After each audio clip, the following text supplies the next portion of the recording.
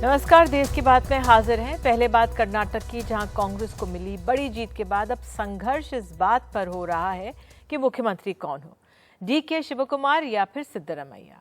इन दोनों के योगदान को जीत जो मिली है उस पर नजरअंदाज नहीं किया जा सकता। कल बेंगलुरु में सीएलपी की बैठक के बाद आज कांग्रेस के नेता दिल्ली आ गए हैं। कुछ ही देर पहले सिद्धरमैया भी दिल्ली पहुंच गए। हालांकि डीके शिवकुमार फिलहाल नहीं आए, लेकिन अब कहा जा रहा है कि देर रात तक शाम तक वो दिल्ली आ सकते हैं। आज उनका जन्मदिन के मौके पर उन्होंने पहले ये कहा था कि मैंने कई बार पार्टी के लिए कुर्बानी दी है और सिद्धरमैया जी के साथ में खड़ा हूं। तो कांग्रेस के अध्यक्ष मल्लिकार्जुन खड़गे के लिए एक बड़ा फैसला होगा कि कांग्रेस आला कमान के साथ मिलकर कि किसे इस राज्य की बागडोर सौंपी जाए। तो बहरहाल आइए सीधे पहले कर्नाटक से हमारे सहयोगी नेहाल किदवई ने वहाँ के कांग्रेस के महासचिव मिलिंद धर्मसेन से बात की। उनका कहना है कि भाई 5 साल के लिए डीके शिवकुमार को मुख्यमंत्री क्यों नहीं बनाना जाना चाहिए। आइए सुनते हैं बातचीत।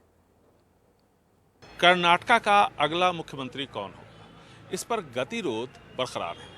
हमारे साथ मिलिंद धर्मसेन हैं, जो कि कर्नाटक प्रदेश कांग्रेस कमेटी के महासचिव यानी जनरल सेक्रेटरी हैं और डीके शिवकुमार के काफ़ी नज़दीक हैं। अच्छी जीत के बाद बहुत वक्त लग रहा है ये तय करने में कि कौन मुख्यमंत्री होगा।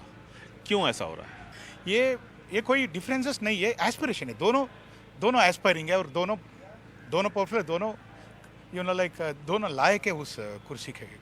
लेकिन ऐसा लगता है कि सिद्धरमैया शायद 2.5 साल के लिए तैयार हो गए हैं कि 2.5 साल वो मुख्यमंत्री रहेंगे, 2.5 साल डीके शिवकुमार रहेंगे। इस बीच में जो ईडी का मामला है वो भी साफ हो जाएगा। तो इसमें क्या परेशानी? नहीं, देखिए 2.5 साल और 2.5 साल का जो फॉर्मूला अब तक कहीं फाइनलाइज नहीं हुआ है। ये तो सिर्फ रूमर से, नहीं था इसे सुनने में आया है, मगर हाईकमांड ने ऐसे कोई डिसीजन नहीं लिया है। No, it's not only been DK's man, but I am telling DK Shivakumar has done a lot to the party. रात भर सोए नहीं है, ठीक हो खाना नहीं खाए, इतना मेहनत करके ना पार्टी के लिए बहुत कुछ किया है। जब उसको मंत्री नहीं बनाया गया था 10 साल पहले, तभी भी वो पार्टी के खिलाफ कुछ नहीं किए, मगर वफादारी से काम किया पार्टी के लिए। तो मैं चाहता हूँ वो मुख्यमंत्री बने पूरे 5 साल के लिए। अरे क्यों नहीं, व्हाट्स रॉन्ग? अरे वो एक प्रदेश अध्यक्ष हैं, तो पिछले ऐसे कई मिसाल है जहाँ प्रदेश अध्यक्ष लोग पूरे 5 साल तक रहे हैं। लेकिन एक बात ये बताइए कि क्या इस बार वो मानेंगे नहीं? कहा कि बहुत उनके जो तेवर हैं थोड़ा बदले से लग रहे हैं। डीके शिवकुमार जी का जी, इसमें क्या गलत है? आप मेहनत करते हैं तो आप इसका तो पगार पूछते ही, तो is doing right job, there nothing wrong. और सिद्धरमैया भी ठीक अपने बात पे वो सही है, because he is good at finance, एक अच्छे वित्त मंत्री बने थे and he is very good in those things. We admire Siddaramaiah ji, he has given beautiful this one. मगर सिद्धरमैया जी एक बार हुए हैं और 15 साल सीएलपी लीडर बने, यानी कि 15 साल लीडर ऑफ अपोजिशन रहे। और अब ऐसा होना चाहिए कि डीके शिवकुमार जी का एक मौका मिलना चाहिए। यह है मिलिंद धर्मसेन, जैसा कि मैंने आपको बताया, जनरल सेक्रेटरी हैं केपीसीसी के, और इनका कहना है कि 5 साल एक टर्म ज़रूर मिलना चाहिए डीके शिवकुमार को। ये फार्मूला जो है 2.5 साल का, उसका कोई मतलब नहीं होता। बेंगलुरु से कैमरामैन गोविंद मूर्ति के साथ निहाल किदवई, एनडीटीवी इंडिया। और आई दिल्ली में क्या हो रहा है, सीधे जानकारी के लिए चलते हैं अपने सहयोगी उमा शंकर सिंह के पास। उमा, तो इस समय कौन से खेमे से क्या जानकारी मिल रही है, कौन आगे चल रहा है, या क्या अपडेट आपके पास? जी देखिए निधि, अभी मल्लिकार्जुन खड़गे जो कि कांग्रेस के अध्यक्ष हैं, उनके घर पर जितेंद्र सिंह और दीपक बावरिया जो कि 2 पर्यवेक्षक हैं 3 में से, वो दोनों यहां पर पहुंचे हैं। हो सकता है सुशील कुमार शिंदे भी थोड़ी देर में यहां पे पहुंचे। 6 बजे का वक्त जो है वो बताया गया था, तो 2 पर्यवेक्षक यहां पे पहुंचे हैं। और जैसा कि उन्होंने चलने के पहले बेंगलुरु से ये कहा था कि वो अपनी रिपोर्ट जो है वो कांग्रेस अध्यक्ष को सौंपेंगे, तो वो उस प्रक्रिया की शुरुआत अभी थोड़ी देर में हो जाएगी। जो सीक्रेट बैलेट के जरिए वहाँ पर विधायकों ने अपने मत डाले कि उनका जो नेता है वो कौन होना चाहिए, तो ये रिपोर्ट लेकर यहाँ पे दिल्ली पहुँच चुके हैं पर्यवेक्षक। दूसरी अहम बात है कि मल्लिकार्जुन खड़गे पहले वो रिपोर्ट देखेंगे, उसके बाद जो कंसल्टेशन है वो सोनिया गांधी के साथ भी होगा, राहुल गांधी के साथ भी होगा, और फिर माफ़ कीजिएगा, उसके बाद एक मिले जुले तौर पे एक जो फैसला है वो लिया जाएगा। जो बातें पहले से लग रही थी कि शायद मामला इतना ज़्यादा खींचतान का नहीं है, जिस तरह की तस्वीरें पहले से आ रही थी, हंसते मुस्कुराते साथ काम करते, चुनाव के पहले और चुनाव के बाद तक, कल रात तक की जो तस्वीरें आई उसमें ये लग रहा था कि सिद्धारमैया जो हैं वो बिल्कुल आगे हैं और डीके शिव कुमार को ये बात समझ में आ गई है कि उनके पीछे जो मामले हैं या बाकी जो भी जटिलताएं हैं शायद उनको ये मौका ना मिले। लेकिन जिस तरीके से डीके शिव कुमार ने अब शॉट्स लेने शुरू किए हैं, जिस तरह के बयान उनके अभी सामने आए हैं, उन्होंने सीधे तौर पर कहा है कि उनके नेतृत्व में 135 विधायकों ने जो एक लाइन का प्रस्ताव पास किया उसमें आला कमान को जो कांग्रेस अध्यक्ष हैं उनको अधिकृत किया गया है फैसला लेने को। तो ये मामला जो है वो दोनों के बीच काफ़ी बड़े खिंचाव का मामला है। ये बात धीरे धीरे साफ हो रही है और इसलिए कांग्रेस ने इस तरह की प्रक्रिया अपनाने की कोशिश की है कि कल को किसी तरह की कोई ऐसी चूक ना हो जाए जिसका खामियाजा आज भी वो राजस्थान में भुगत रही है। अभी जैसे कि हमारे साथी निहाल ने बात की 2.5 साल के फॉर्मूले की, उस 2.5 साल के फॉर्मूले को मना किया गया है क्योंकि इस तरह का फॉर्मूला आपने देखा राजस्थान में भी लगाया गया था। ठीक है उमा, एक सवाल मैं ये पूछना चाह रही हूँ आपसे, एक मिनट रुकिए, ये पूछना चाह रही हूँ आपसे कि पहले डीके शिव कुमार वापस नहीं आ रहे, यहाँ दिल्ली नहीं आ रहे थे, सिद्धरमैया आ रहे थे, लेकिन फिर हमने दोपहर में देखा कि उनका ये ऐलान हुआ नहीं मैं भी शाम को जाऊंगा, तो ये क्या हुआ? क्या उसके बारे में कुछ इंडिकेशन मिल रहे हैं कि अब ये रात में कैसे आ रहे हैं?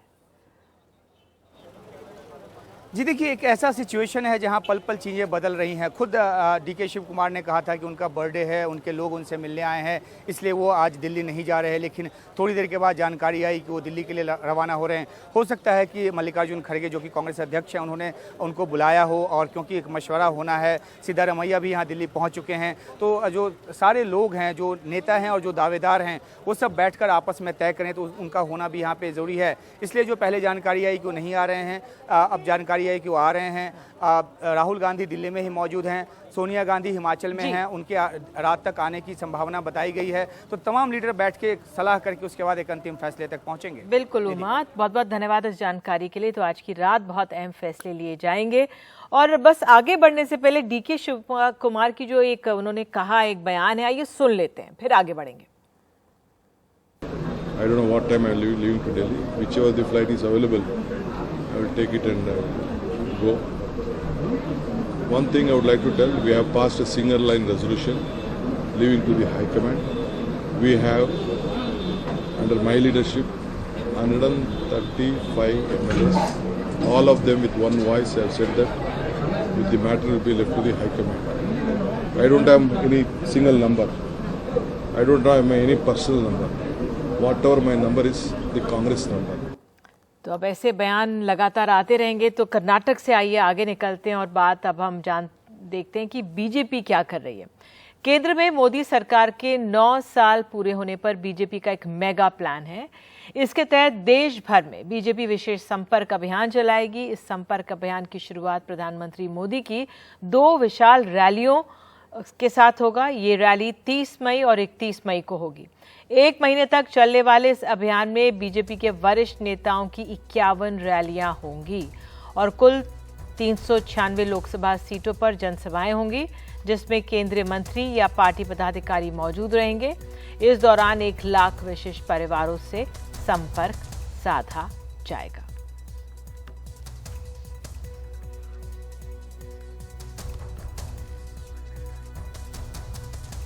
एंड दिल्ली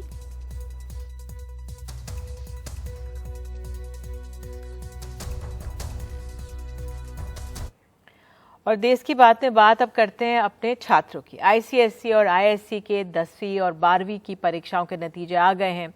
आईसीएसई में 98.94% छात्र पास हुए और आईएससी में 96% से ज़्यादा छात्र पास हुए हैं।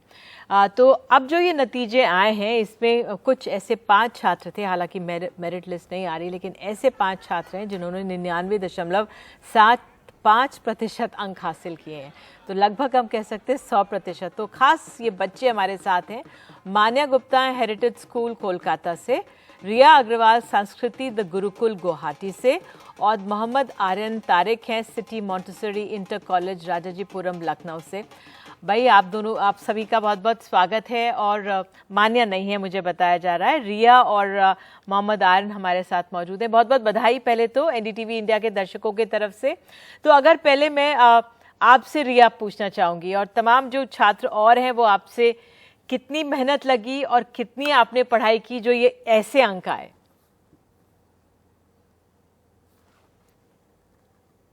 अनम्यूट कीजिए अपने आप को रिया, मैं आपको सुन नहीं पा रही हूँ। मैं पहले तो कहना चाहूंगी कि मैंने खुद ही एक्सपेक्ट नहीं किया था, मैं अभी भी विश्वास नहीं कर पा रही हूँ। तो मेहनत तो इट वाज अबाउट कंसिस्टेंसी। तो मैंने हमेशा क्लास 12 जैसे ही स्टार्ट हुआ मुझे पता था कि मुझे करना है। तो चाहे जो भी टेस्ट हो, जैसे भी हो, छोटे हो या फाइनल्स हो या प्री बोर्ड्स हो, मैंने सब में इक्वली धीरे धीरे करके मेहनत किया था। इट वॉज नॉट लाइक कि मैंने किसी भी सब्जेक्ट को लाइटली लिया या किसी एक क्षेत्र में कम फोकस किया। तो बोर्ड्स के टाइम पे ना वो प्रेशर काफी कम हो जाता है। मुझे पता है कि पूरे रात पढ़ना पड़ता है बोर्ड्स के पहले कि फाइनली एक रिवीजन कर ले, लास्ट में एक बार टॉपिक्स कवर कर ले। बट मेरे हिसाब से आप जो हमेशा पढ़ते हो ना वही आखिरकार काम आता है, बिकॉज वो आपके कॉन्सेप्ट्स को क्लियर करता है। बिल्कुल। मान्या भी हमारे साथ जुड़ गई है। अच्छा, मुझे कहा जा रहा है मोहम्मद आर्यन, मैं आपसे जानना चाहूंगी, आप बताइए आपकी मेहनत कैसी रही और जो ये कोविड के बाद से क्या मेहनत में या पढ़ाई के तरीके में कुछ बदला, क्या आपका असेसमेंट? सबसे पहले तो मुझे अभी तक काफ़ी बिलीव नहीं हो रहा कि मैंने ये कर लिया है, बिकॉज मैंने तो सोचा था कि 98% तक तो आ जाएगा, लेकिन कभी कंट्री में टॉप करना, पूरे इंडिया में नंबर 1 पोजीशन लाना, तो ये काफ़ी अनबिलीवेबल थिंग थी मेरे लिए। हाँ था कि मैंने मेहनत पूरी करी थी अपनी, तो मेरा रिजल्ट अच्छा आना था। जहाँ आप कह रही कोविड वाली बात, तो कोविड एक कह सकते हैं ना टर्न पॉइंट होता है किसी भी, जैसे अकेडमिक्स लाइफ में हम लोग के लिए एक टर्न पॉइंट था कोविड, क्योंकि उस टाइम सब ऑनलाइन हो गया था। तो शुरू में 1-2 मंथ तो हम लोग को पता ही नहीं चला क्या करना है। फिर उसके बाद था कि ऑनलाइन क्लासेस में टीचर्स ने इतना एफर्ट्स करा हम लोग का कि उन्होंने ये बताया कि 3D मॉडल्स यूज़ करें, और हम लोग को प्रॉपर गाइडेंस ऑनलाइन में भी दी, तो उसकी एक हेल्प मिली।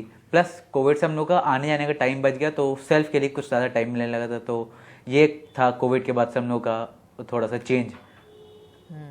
बिल्कुल। और जिस तरह से अभी हमें रिया बता रही थी कि उन्होंने साल भर मेहनत की, आपके कितने पढ़ाई के घंटे थे, ज़रा ये बताइए। मेरी स्ट्रैटेजी थोड़ी सिंपल थी, क्योंकि मेरा था कि अगर मेरे 6 to 7 आवर्स स्कूल है, तो उसके अलावा मुझे बस डेली 3 to 4 आवर्स अपनी सेल्फ स्टडी देनी है। मैंने कभी ये बिलीव नहीं करा कि आपको 10-12 आवर्स पढ़ना ही पढ़ना है, क्योंकि इतना पॉसिबल होता नहीं है। तो मैंने बस कंसिस्टेंट अपना मतलब डेली 3-4 आवर्स पढ़ना है, तो मेरे को हर दिन पढ़ना है। तो दैट वाज माय सक्सेस मंत्रा। बिल्कुल, बहुत अहम है ये। अब मान्या भी मुझे दिख रही है, बहुत बहुत बधाई, कंग्रेचुलेशंस मान्या। ज़रा ये बताइए आपकी मेहनत कैसी थी, कितनी अलग थी, और कोविड के बाद आपको कैसा लगा? अभी क्या परिश्रम में, पढ़ाई के तरीके में क्या कुछ अलग आपने स्ट्रैटेजी बदली अपनी? अच्छा, तो पहले मैं एक बार सॉरी बोलना चाहती हूँ, बिकॉज आई थिंक मेरी तरफ से नेट बहुत खराब है, क्योंकि बाहर एक तूफान चल रहा है। आप सुन सकते हैं मेरे को? जी जी बिल्कुल, बोलिए। हाँ, तो मैं तो क्योंकि अभी 2 साल हमारे लॉकडाउन में बीत गए थे, तो मेरा मानना था कि मैं ये साल सिर्फ पढ़ाई में वेस्ट नहीं करना चाहती। तो मैंने खुद को कमरे में बंद करके 8-10 घंटे तो नहीं पढ़ी थी मैं, लेकिन marks are always very important to me. तो जब भी एग्जाम आने वाले होते थे, तो मैं आराम से पूरी रात जाग के अपना पूरा सिलेबस खत्म करती थी और बहुत ध्यान से पढ़ती थी। तो मेरा हमेशा एम था कि मैं अच्छे मार्क्स लाऊं, लेकिन आई नेवर एक्सपेक्टेड कि आई विल गेट मार्क्स। बिल्कुल, और रिया भी कुछ ऐसा ही कह रही थी। रिया, मैं आपसे ये भी जानना चाहूँगी कि पढ़ाई के साथ साथ वो भी ज़रूरी होता है कि आप लोग अपना एंटरटेनमेंट भी करें, और वो कैसे करते थे, क्या करते थे आप, ये बताइए। बिल्कुल, तो मेरे लिए तो खासकर ये बहुत ज़्यादा ज़रूरी है, और मैं हमेशा अपने एक्स्ट्रा करिकुलर्स और एकेडमिक्स को बैलेंस करके रखती थी। तो मुझे बहुत पसंद है आर्ट, डिज़ाइन, डिबेट्स, ये सब में पार्टिसिपेट करना। मैंने हमेशा इंटर्नशिप्स किया है, मैं डिबेट्स नेशनल लेवल पे करती हूँ। तो मेरे लिए कभी ये नहीं था कि वही 8-10 घंटे पढ़ने वाली बात तो कभी थी नहीं। मेरे लिए इट वॉज मोर अबाउट कि 2 घंटे भी पढ़ रहे हो ना, तो उसमें फोकस कर लो, टाइम मैनेज हो जाएगा, एंड बाकी के जितने भी समय मिल रहे हैं डू समथिंग जो मुझे मेंटली सेटिस्फाई कर रहा है। तो वो होता रहा कि उस टाइम पे मैं अपना हॉबीज निकालती थी। मैं कुछ ना कुछ, तो जैसे डिबेट में हो गया उसके प्रेपरेशन, स्कूल में एक्स्ट्रा करिकुलर्स होते थे तो उसमें quiz teams, debate teams etcetera, वो सब में पार्टिसिपेट करना। तो हमेशा मैंने वही किया है। मेरे हिसाब से वो नहीं था कि यार शुरू से पढ़ो बिकॉज क्लास 12 है, मैंने कुछ रोका नहीं। ऐसे होते हैं ना मोस्टली लोग की क्लास 11 है उसमें कर लो एक्स्ट्रा करिकुलर्स, 12 में तो सिर्फ पढ़ना ही है। मेरे लिए वो मंत्रा कभी था ही नहीं कि हमेशा 12 में जी। पढ़ना है। रिया, एक सवाल मैं आपसे ये कि आजकल प्रेशर भी बहुत होता है, आगे क्या बनना है, आगे क्या करना चाहते हो, इस तरह का तो कोई प्रेशर नहीं है ना आपके ऊपर? नहीं, मेरे लिए कभी प्रेशर था ही नहीं तो लोग क्लास 10 के मार्क्स देके बोलते हैं यार साइंस कर लो, कॉमर्स कर लो। मेरे क्लास 10 में भी 98% आए थे, बट आई थिंक वो प्रेशर कभी था ही नहीं, इसलिए I came for humanities, that was the subject मुझे हमेशा करना था ये। एंड मेरे सब्जेक्ट जैसे कि इकोनॉमिक्स एंड पॉलिटिकल साइंस, मेरे फ्यूचर गोल्स भी है कि इकोनॉमिक्स में ही कुछ करना है, तो ये सब 4 स्ट्रीम्स है ही नहीं, ये मेरी खुद की चॉइस है। बिल्कुल। और मोहम्मद आर्यन, आपसे मैं पूछूंगी, आप कैसे अपने आप को मन डाइवर्ट करते थे या एंटरटेन करना, या मन कैसे उस लिहाज से, और प्रेशर जो होता है पढ़ाई का उसको कैसे डील करते थे? हाँ, जो आप कह रहे हैं कि मन डाइवर्ट करने काफ़ी इंपॉर्टेंट रहता है, क्योंकि आप अगर कंटिन्यूसली पढ़ाई करेंगे तो आपके मेंटल हेल्थ पर काफ़ी इफेक्ट पड़ने लगेगा, क्योंकि किसी भी चीज़ का एक्सेस बहुत अच्छा नहीं रहता है। तो मेरा मेनली था कि हाँ, जैसे लोग कहते हैं सोशल मीडिया आपको अवॉइड करना, मेरा ये नहीं था। मेरा था कि मैं सोशल मीडिया यूज़ करता था, लेकिन एक रेगुलेटेड अमाउंट ऑफ टाइम। जैसे मेरा इंस्टा पे भी अकाउंट था, ट्विटर पर भी है, डिस्कॉर्ड, इन जगह मेरा सोशल मीडिया अकाउंट था। तो एक ये चीज़ थी जो मैं टाइम अपना स्पेंड करता था। प्लस मुझे क्रिकेट में काफ़ी इंटरेस्ट है और मुझे रीडिंग अच्छी लगती है। एंड मैंने इंटर्नशिप्स भी करी हैं, जैसे एक न्यूयॉर्क का कैंसर इंस्टीट्यूट था, इसी ईयर मैंने वहाँ पे इंटर्नशिप करी थी, तो वहाँ से मुझे काफ़ी एक्सपीरियंस मिला था अपना। और जो आप कहते हैं कि प्रेशर रहता है, तो मुझे कभी प्रेशर नहीं रहा, क्योंकि आई वॉज वेरी लकी, क्योंकि मेरे पेरेंट्स और टीचर्स हमेशा सपोर्टिव थे। उन्होंने हमेशा कहा कि यू गिव योर बेस्ट, फिर जो होगा देखा जाएगा, result is not in your hand. लेकिन अब ये प्रेशर तो नहीं, अब आपको आगे ये बनना है, ये करना है, या आपने अपने ऊपर तो कोई बहुत बड़े लक्ष्य तो रखे हैं क्या? लक्ष्य मतलब ऐसे ये सोच रखा है कि हाँ, नीट क्रैक करके एक अच्छा डॉक्टर बनना है, कार्डियोलॉजिस्ट। लेकिन हाँ, ये भी कभी घर वाले या किसी ने प्रेशराइज नहीं करा, ये मेरा खुद फ्री विल से मैंने चूज़ करा है करियर, क्योंकि यही चीज़ थी जिसने मुझे इंटरेस्ट करा है। बिल्कुल बिल्कुल, प्रेशर मत लीजिएगा, आप लोग वैसे इतना बढ़िया कर रहे हैं। रिया, अंत में आप क्या कहना चाहेंगे उन छात्रों को जिनके इतने अच्छे मार्क्स नहीं आए, लेकिन लगे हुए वो भी काम कर रहे हैं? ज़रूरी नहीं है कि सफल होने के लिए बहुत बेहतरीन मार्क्स चाहिए होते हैं, हाँ, ऐसा है क्या? हाँ, सफल होने के लिए बेहतरीन मार्क्स के लिए आपको वही पूरे टाइम तो पढ़ना बिल्कुल नहीं है। पहला बात, एंजॉय करो आप जो कर रहे हो, वो सब्जेक्ट्स वाइजली चूज करो, वो करो जो आपको really something that interest you. तो आप क्लास 11 में जब आपको फर्स्ट टाइम मिलता है ना कि आजकल तो क्रॉस स्ट्रीम्स भी इंट्रोड्यूस हो गए, फर्स्ट ऑफ ऑल कि आप ह्यूमैनिटीज से ले सकते हो, साइंस से ले सकते हो।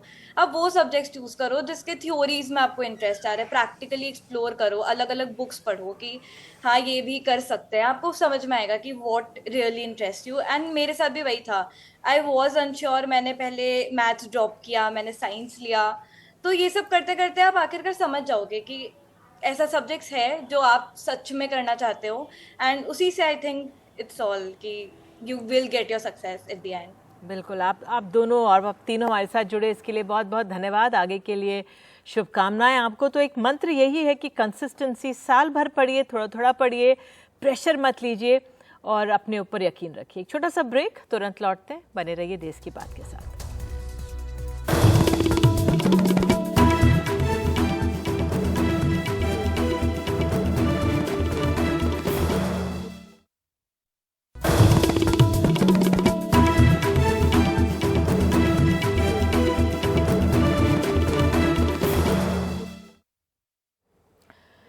आज सुप्रीम कोर्ट में सेबी के हलफनामा देकर कहा है कि 2016 से अदानी ग्रुप की किसी भी कंपनी की जांच नहीं चल रही है। दरअसल सेबी ने हिंडनबर्ग की जांच के लिए 6 महीने मांगे थे। इस पर याचिकाकर्ता ने सवाल उठाया था कि 2016 से जांच चल रही है तो सेबी को और समय क्यों चाहिए। सेबी ने इसी का जवाब देते हुए कहा है कि जिन 51 कंपनियों के जीडीआर की जो जांच चल रही है उनमें अडानी समूह की कोई कंपनी नहीं है। हमारे सहयोगी आशीष भार्गव की रिपोर्ट। हिंडनबर्ग मामले में सेबी ने एक जवाबी हलफनामा सुप्रीम कोर्ट में दाखिल किया है और कहा है कि वो 2016 से अदानी समूह की कंपनियों की जांच नहीं कर रहा है। उसने ये भी कहा है कि याचिकाकर्ता के ये आरोप पूरी तरह तथ्यात्मक रूप से निराधार हैं कि सेबी 2016 से अदानी कंपनियों की जांच कर रहा है। सेबी ने ये कहा है कि वो जांच जीडीआर मामले में थी जो 51 कंपनियों के खिलाफ थी और इन 51 कंपनियों में कोई भी कंपनी अदानी समूह की नहीं थी। साथ ही साथ इससे पहले सेबी ने 6 महीने का वक्त मांगा है सुप्रीम कोर्ट से ये जांच पूरी करने के लिए। तब याचिकाकर्ता ने कहा था कि 6 महीने का वक्त क्यों चाहिए, 2016 से ही सेबी अदानी समूह की कंपनियों की जांच कर रहा है।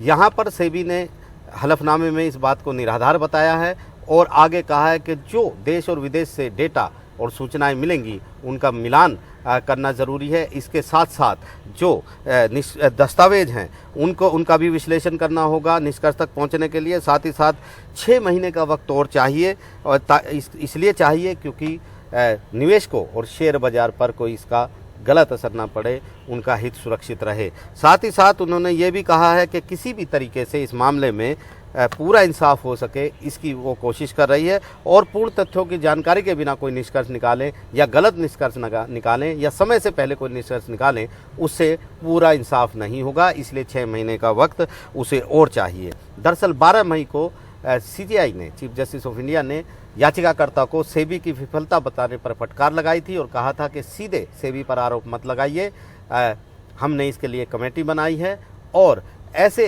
आरोप लगाने से इसका असर सीधे तौर पर बाजार पर पड़ता है, ये चीफ जस्टिस ने कहा था। और अब अगली सुनवाई होगी तो सुप्रीम कोर्ट ये तय करेगा कि आखिरकार कितना वक्त सेबी को जांच पूरी करने के लिए दिया जाए। नई दिल्ली से आशीष भार्गव, एनडीटीवी इंडिया।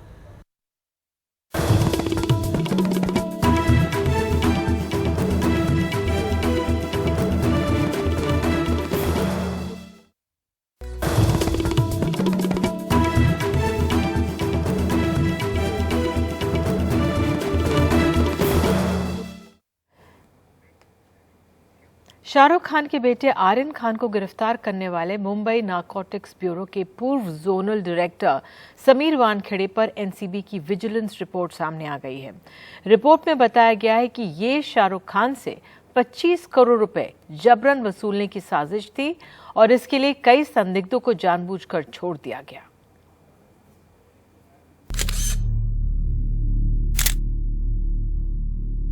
समीर वानखेड़े के खिलाफ ये सीबीआई की एफआईआर है जो एनसीबी की विजिलेंस रिपोर्ट के आधार पर दर्ज हुई थी। एनसीबी ने विजिलेंस रिपोर्ट 11 मई को सीबीआई को सौंपी थी।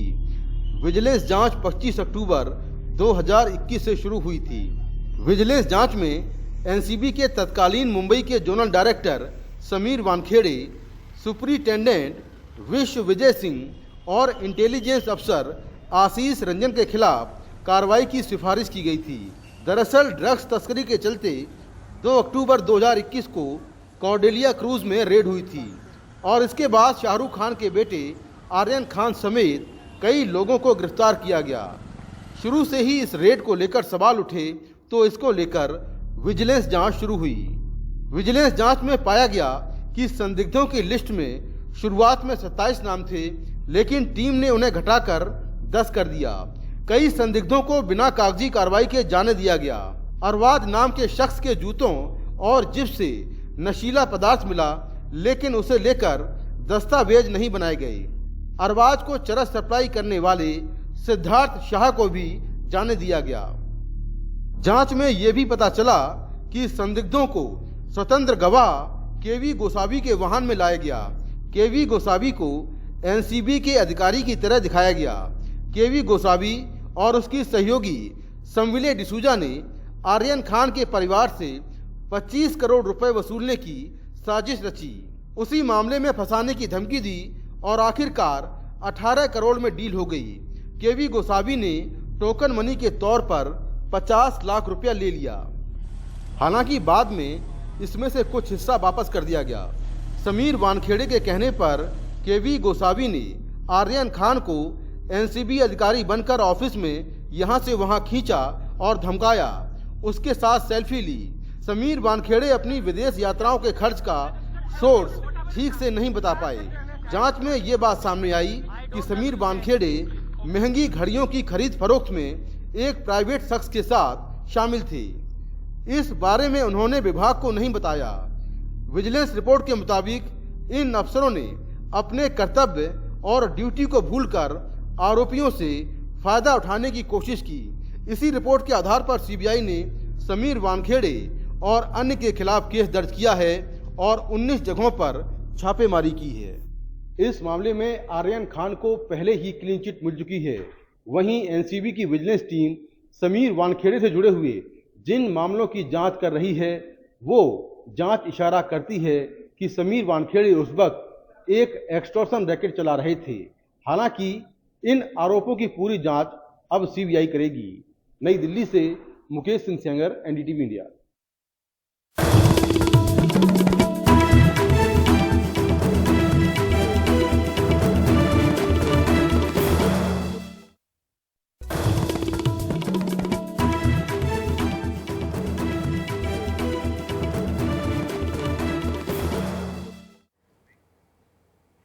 मणिपुर की हिंसा में अब तक 73 लोग मारे जा चुके हैं। शनिवार रात फिर कुछ हिंसक वारदातें हुई हैं। राज्य के मुख्यमंत्री अपने कुछ मंत्रियों के साथ हालात का ब्यौरा देने रविवार को दिल्ली भी पहुंचे। केंद्र सरकार ने हिदायत दी है कि हिंसा नए सिरे से नहीं फैलनी चाहिए।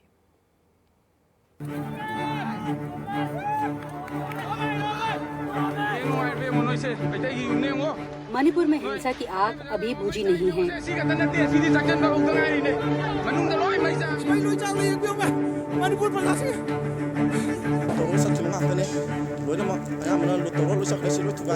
कई इलाकों में हिंसा के चलते अब भी कर्फ्यू है और इंटरनेट सेवाएं भी बंद हैं।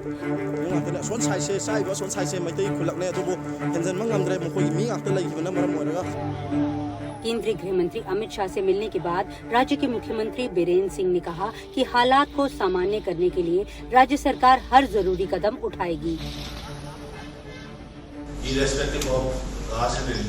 जाति, समुदाय और धर्म के किसी भेदभाव के बिना उनकी दिल्ली में सभी से मीटिंग हुई। उन्होंने स्टेट में अपना मैसेंजर भी भेजा है जो समुदाय को जोड़ सके। मणिपुर जल्द ही सामान्य स्थिति में वापस आ जाए।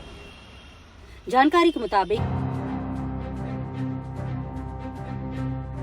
केंद्र एक टीम मणिपुर भेज रहा है जो शांति बहाली करने के लिए राज्य सरकार की मदद करेगी। समुदायों के बीच तनाव कम करने की कोशिश पर खास जोर देना है। हिंसा के जिम्मेदार लोगों पर जल्द कार्रवाई की जाएगी। राजनीतिक दलों के नेता जिम्मेदार हों तो उन्हें भी नहीं छोड़ा जाए। केंद्र ने ये सलाह दी है। इस बीच मैतेई समुदाय के लोग रविवार को दिल्ली के जंतर मंतर पर इकट्ठा हुए। उन्होंने राज्य में एनआरसी लागू करने की मांग की ताकि अवैध प्रवासियों की पहचान कर उन्हें डिपोर्ट किया जा सके। प्रदर्शनकारियों ने कहा कि कुकी बहुल पहाड़ी क्षेत्रों में रह रही मैतेई आबादी को अपना घर छोड़ना पड़ा है। वो अब वापस नहीं जा सकते।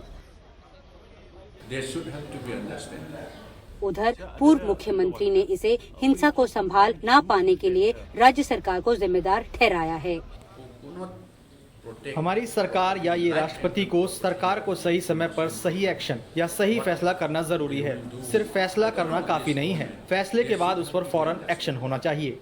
मणिपुर में 73 लोग मारे जा चुके हैं। लगभग 400 एफआईआर भी दर्ज की जा चुकी हैं, लेकिन न तनाव खत्म हो रहा है और न ही हिंसा खत्म हो रही है।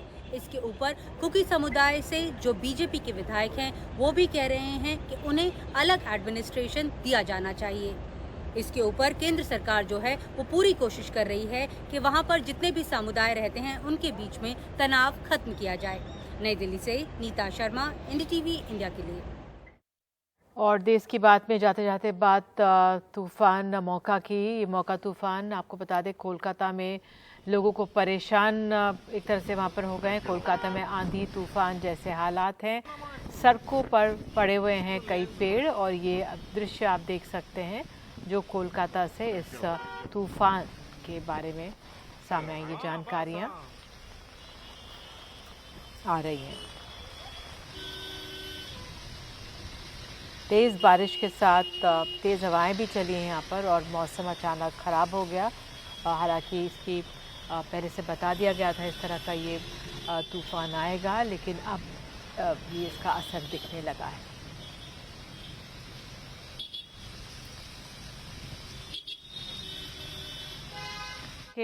कोलकाता से नई तस्वीरों के साथ देश की बात में आज के लिए इतना ही।